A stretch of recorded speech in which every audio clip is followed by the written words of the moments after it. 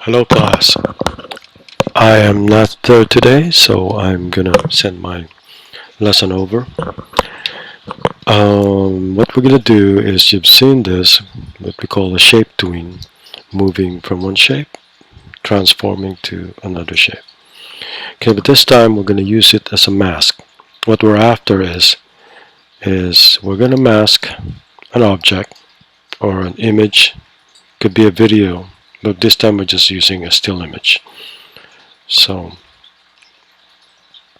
I'm using my masket. And how do we do this? You see my stage is purple. I'm going to show you how to do that too, because it defaults to white, but you can change it to anything you want.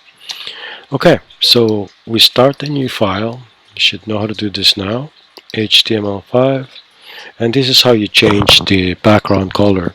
I just chose purple because it matches the image that I'm working with. Say okay. You have to excuse my voice because it feels like I'm losing my voice too.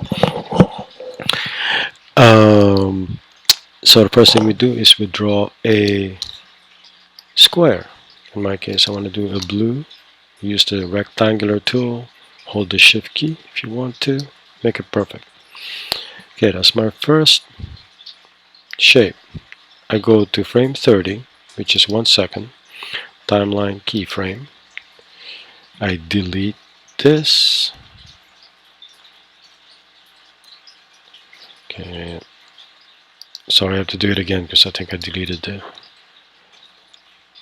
Now I go to a circle which I want to be red. Hold the shift key, draw my red circle. Then go to frame 60, insert timeline keyframe. I delete this, and I'm gonna draw a sorry, I have to do that again because I wanted a green square. I draw first a square. I use this tool. Use the add anchor tool. Click somewhere in the middle. Then go to the delete anchor point. You delete this 2 corners. We have a triangle. And we click on the middle of the timeline and do a ShapeTween. So voila, this is what you got. Now we're gonna add a layer, and the empty layer is on top, so what we want is to drag that in the bottom because you want the top one to be the mask and this area will be the image. So I click on the first frame, I import to stage.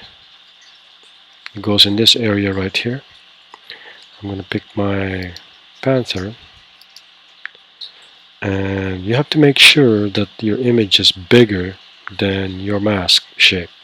So you click on the free transform tool here, and I'm just going to resize it a touch so it'll be just slightly bigger than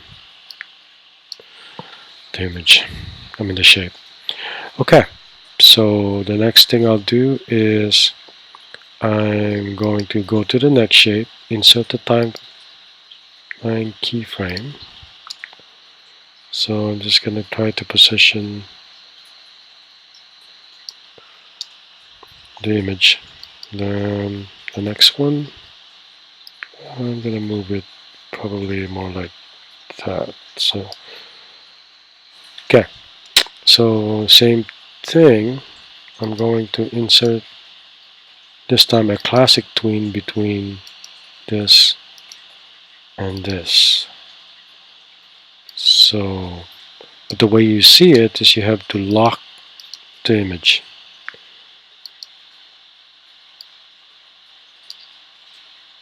But nothing's going to happen until you do this. This like a folded piece of paper here, square. The top one will be a mask. This is also where you can relabel it. And the bottom one, you gotta double click it again. You see it turned into like a square with a hole. and you call it masked. You can name it if you want. And there. So right now you see nothing's happening until you lock it. So since I already created my movement, goes there and it goes there. Okay. So seems like it's a little bit off here. So I'll move it a little bit like this. So I lock it again. It should look better. Well, there we are. Oh, it looks like I don't have a keyframe here, so I'm gonna put a keyframe and unlock it and somewhat move it a little bit and lock it. So it looks a little bit better, but I'm picky. So yeah, well, good enough. Okay, that's what we're after.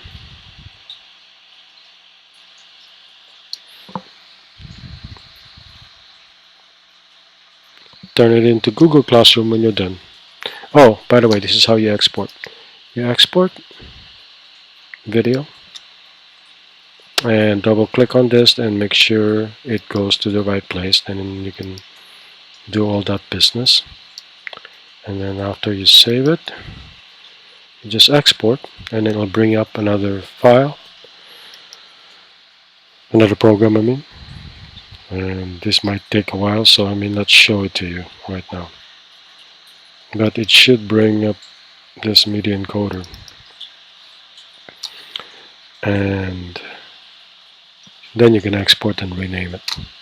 Okay, that's what we got for today. I'll see you Monday if I feel better.